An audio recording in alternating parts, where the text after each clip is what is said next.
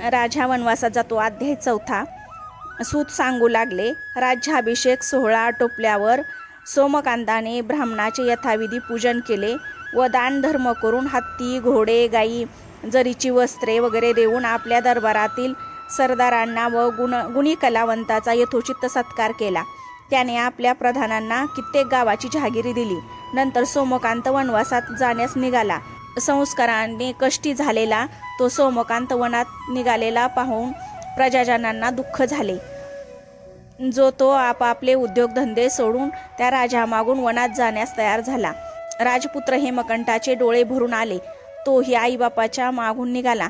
सर्वासमवेत राजा आपल्या पत्नीसह 4 कोस चालून गेल्यावर एका सरोवराच्या काठावर उभा राहून तो सर्व प्रजाजनांना उद्देशून म्हणाला, प्रजाजन हो, आपण माझ्या अपराधाची क्षमा करावी व माझ्या हेमकंठावर पुत्रव्रत प्रेम करावे. मी अशी आपणास हात जोडून विनंती करतो. माझी आठवण ठेवावी. आपण सर्वांनी आता परत जावे. माझा हा पुत्र तुमच्या न्यायमार्गाने पालन करेल. त्यांच्यापासून तुम्हाला कसलाच त्रास होणार नाही. तुम्ही परत नगरात गेलात तरच माझ्या मनाला स्वस्थता मिळेल. त्यावेळी प्रजाजनापैकी काही जण राजास म्हणाले, महाराज, आपण आपली शीतलता, अग्नी, उष्णता व सूर्य आपले तेज सोडत नाही, त्याप्रमाणे राजेही प्रजेचा त्याग करत नाही.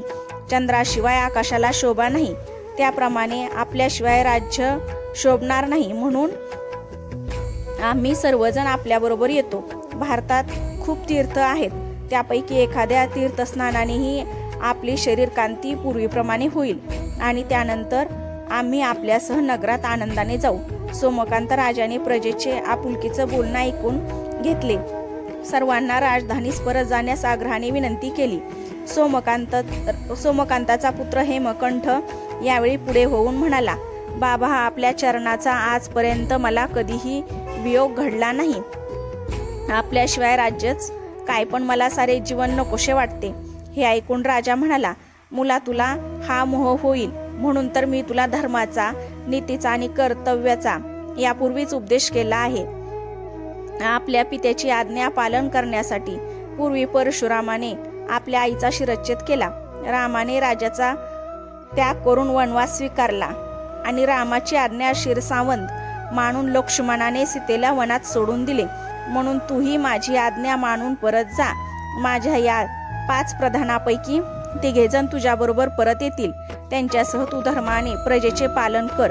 हे माझे सर्व राज्य मी तुला दिलेले आहे, त्याचा तू स्वीकार कर. तर कर्तव्य पालन करण्यात तू चुकलास, त्याचा तू स्वीकार नाही केलास तर तू कर्तव्य पालन करण्यास तू चुकलास असे होईल. मी जर पूर्ववत झालो तर पुन्हा आपल्या राज्यात परत येईनच. सोमकांताने असे निर्धारपूर्वक सांगताच हेमकंठ प्रधान व सर्व प्रजाजन नगरीत जाण्यासाठी परत फिरले. जातेवेळी राजाने आपल्या पुत्राला अनेक आशीर्वाद दिले. हेमकंठही आपल्या सेनेसह सोमकांताला प्रदक्षिणा घालून आपल्या नगरीत जाण्यासाठी निघाला.